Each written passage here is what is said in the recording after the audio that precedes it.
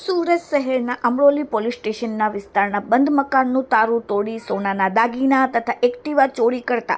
રીઢા ગુનેગારને કુલ ₹1,30,960ના મુદ્દામાલ સાથે ઝડપી પાડતી સુરત શહેરની ક્રાઇમ બ્રાન્ચ પોલીસ ગત તારીખ 6/7/2025ના રોજ અમરોલી પોલીસ સ્ટેશન વિસ્તારમાં કોસાડ આવાસ ખાતે રાત્રિ દરમિયાન ફરિયાદીના ઘરના દરવાજાનો લોક તોડી રોકડા રૂપિયા, સોના ચાંદીના દાગીના તથા બિલ્ડિંગ સામે પાર્ક કરેલ એક્ટિવા મોપેડ મળીને કુલ ₹2,08,450ની મતાના દાગીના અને એક્ટિવા બાઇક ચોરી કરીને ભાગી ગયેલ, જે બાબતે અમરોલી પોલીસ સ્ટેશનમાં ગુનો દાખલ થયેલ હતો.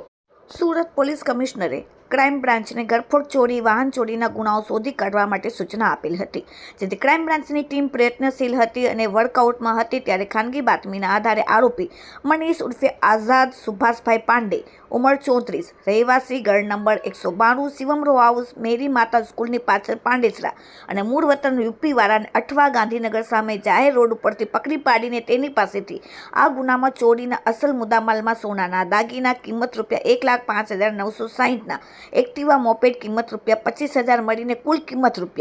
₹1,30,960નો મુદ્દામાલ રિકવર કરવામાં આવેલ છે અને અમરોલી પોલીસ સ્ટેશનમાં આરોપીને સોંપવામાં આવેલ છે અને અમરોલી પોલીસ સ્ટેશનનો વણસદાયેલ ગુનો ડિટેક્ટ કરવામાં આવેલ છે. આરોપીની પૂછપરછ કરતા જણાવેલ કે મોજશોખ કરવા માટે રૂપિયાની જરૂર